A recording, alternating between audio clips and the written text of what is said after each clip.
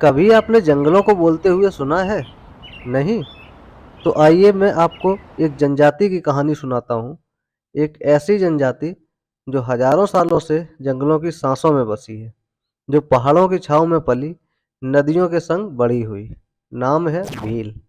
भारत की सबसे पुरानी और मजबूत जनजातियों में से एक।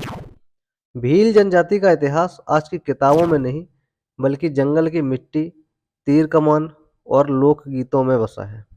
कहा जाता है कि जब आर्य भारत में आए, तब ये भूमिपुत्र पहले से ही यहाँ मौजूद थे, अपने तीर कमान के साथ प्रकृति के साथ घुलते मिलते। भील शब्द ही बना है भील यानी धनुष से। युद्ध कौशल में निपुण, शिकार में माहिर और आजाद जीवन के समर्थक। इतिहास गवाह है, चाहे मुगल आक्रांताओं की सेनाएं हों या अंग्रेजों की बंदूकें, भील कभी नहीं झुके।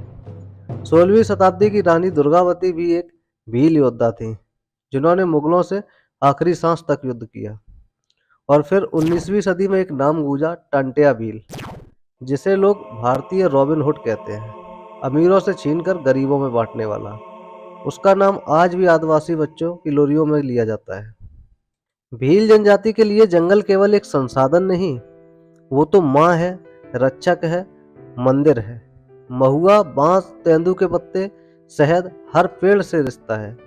वे खेत जोतते हैं, बांस की टोकरियां बुनते हैं और शिकारी नहीं, प्रकृति के रक्षक बनकर रहते हैं। भील संस्कृति रंगों की कहानी है।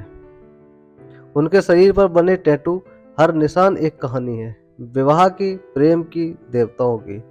जब रात ढलती है तो मांदल, ढोल और बांसुरी की आवाज गांव की फिजा में गूंजने लगती है। नृत्य होता है गबरी, गेर, मानघाट, जिसमें प्रकृति, देवता और इंसान सब एक होकर नाचते हैं। एक त्योहार है भगोरिया, जहां प्रेम खुलकर सांस लेता है। युवक और युवतियां रंगों और संगीत से सजे हुए अपने जीवन साथी का चुनाव खुले मेले में करते हैं। यहाँ ना कोई बंदिश है और न शर्म। यह आदिवासी समाज की आज़ादी की मिसाल है, जहां प्रेम बंधन नहीं, सहमति है। पर यह कहानी सिर्फ रंगों और वीरता की नहीं। इस जंगल की आत्मा आज घायल है। कभी सड़क के नाम पर, कभी बांध के नाम पर भीलों को उजाड़ा गया, बेघर किया गया। आज कई भील बच्चे स्कूल तक नहीं पहुंच पाते। कई परिवार अपने जंगल से दूर कंक्रीट की दीवारों में दम घुटता महसूस करते हैं। विकास की दौड़ में उनकी पहचान पीछे छूट रही है। पर आशा अभी बाकी है। कई भील बच्चे अब डॉक्टर बन रहे हैं, भील लड़कियां अब स्कूल जा रही हैं। एनजीओस और सरकारी योजनाएं भी धीरे धीरे उनके जीवन में बदलाव ला रही हैं। महिलाएं अब स्वरोजगार से जुड़ रही हैं।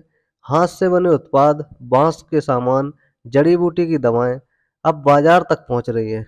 यह बड़ा बदलाव लेकर आएगा। भील कोई इतिहास की किताब में बंद नाम नहीं, वो आज भी जंगल की हर सांस में जिंदा है। उनकी आंखों में आज भी नाचता है जंगल का उजाला। उनके गीतों में आज भी बहती है सदियों पुरानी कथाएं। हमें केवल सुनना है, क्योंकि जंगल बोलते हैं तो उनकी आवाज होती है भील।